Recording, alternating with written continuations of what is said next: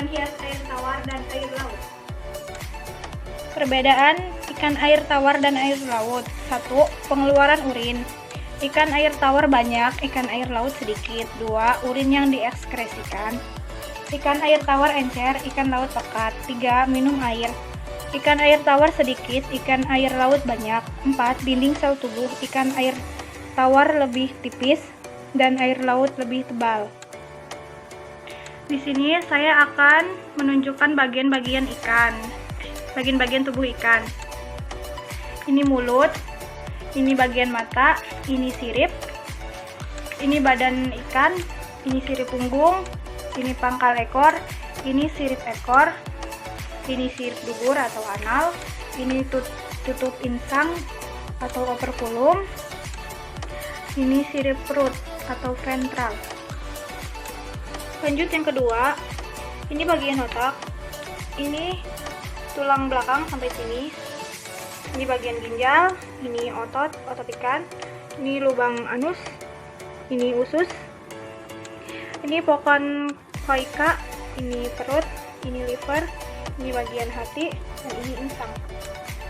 Selanjutnya mengenai cara pemeliharaan, pengemasan, kelebihan dan kekurangan akan disampaikan oleh Rizka Dewi. Kak Dewi, di sini saya akan mempresentasikan tentang cara pemeliharaan air laut dan air tawar. Di sini kita memakai air lautnya yaitu ikan clownfish atau disebut juga ikan nemo atau ikan badut. Cara pemeliharaan ikan laut atau ikan clownfish yaitu 1. Siapkan akuarium sesuai ruangan dan bukit. Karena ikan ini kecil, maka akuarium pun tidak terlalu besar, tidak masalah. Dan yang kedua, siapkan air laut untuk ikan badut. Seperti yang diketahui ikan nemo adalah ikan hias. Laut ini yang jadi kendala untuk kamu yang ingin memelihara di rumah apalagi jauh dari laut. Dan yang ketiga, latar akuarium sesuai dengan habitatnya yang asli. Setelah kamu siapkan air lautnya, kamu tambahkan batu-batu kecil, terumbu karang, atau tempat tersembunyi. Teknik menata akuarium disebut juga aquascape. Suhu harus terjaga di kisaran 24 sampai 27 derajat Celcius. Dan yang keempat, hiasi air akuarium secara rutin untuk beberapa bulan tergantung dari alat filter air kamu. Jika air sudah keruh, maka wajib diganti karena ikan nemo hidupnya di air bersih.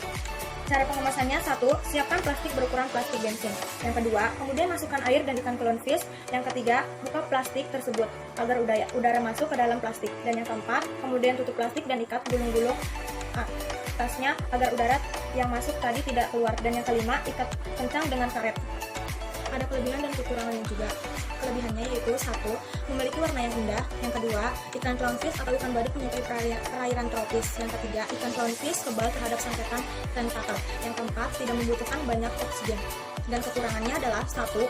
Sulit ditemukan karena berada di perairan sangat tropis daerah terumbu dengan kedalaman kurang lebih 50 cm. Dengan penyebaran di Samudra Pasifik, Laut Merah, dan Samudra Hindia.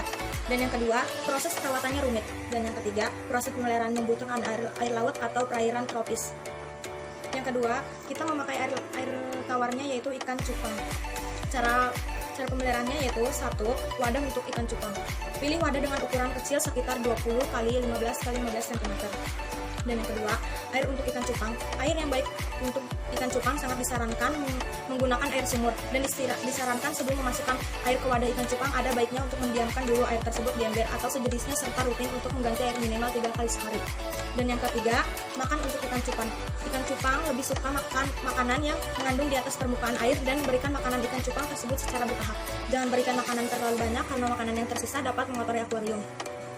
Yang keempat, membersihkan wadah ikan cupang. Alangkah baiknya jika kamu membersihkan ikan cupangmu 1 kali dalam 1 minggu agar wadahnya tetap bersih serta ikan cupang bisa hidup lama. Dan yang kelima, menjemur ikan cupang. Menjemur ikan cupang bertujuan agar ikan lebih membutuhkan bakteri dan jamur yang ada di kulit dan di akuariumnya. Cara pengemasannya: 1. Siapkan air bersih di wadah dan diletakkan dengan akuarium. Kalau perlu, tidak harus ditambahkan 1-2 lembar daun ketepeng kering. Biarkan selama 1-2 hari. Dan yang kedua, selama 1-2 hari, tuangkan air tersebut ke dalam plastik setinggi 6-8 cm. Dan yang ketiga, masukkan ikan cupang secara perlahan-lahan agar tidak rusak sirip-siripnya. Dan yang keempat, tarik yang bagian plastik agar udara di dalam plastik terperangkap sebesar 1 ruangan. Putar-putar dan buatlah ikatan simpul mati. Yang kelima, bagian ujung plastik ditekuk balik dan dimasukkan ke plastik kedua. Ujung plastik kedua kemudian diikat simpul mati pula. Yang keenam, baiklah agar bagian ujung plastik kedua berada di bawah dan yang plastik ke-1 di atas. Dan yang ketujuh, bila jumlah cupang lebih dari 1 ekor, maka setiap plastik per ekor dibungkus dengan kertas koran agar ikan dalam box tidak pada ngedok terus sehingga mengeluarkan banyak tenaga dan sistem metabolisme yang beracun. Dan yang ke-8, masukkan ke kantong kresek bila bagaimananya berjarak dekat dan sebentar atau ditempatkan di dalam box dan kotak kardus bila pengirimannya cukup jauh. Ada juga kelebihan dan kekurangannya. Kelebihannya yaitu 1. Harga yang sangat terjangkau. Yang kedua, keindahan bentuknya dan rupanya. Dan yang ketiga, gerakan uniknya. Ada juga kekurangannya yaitu 1. Tidak mudah dibudidayakan. Yang kedua, sensitif pada tingkat kesamaan air. Dan yang ketiga, belum terkenal di luar negeri. Terima kasih, kurang lebihnya mohon maaf. Wassalamualaikum warahmatullahi wabarakatuh.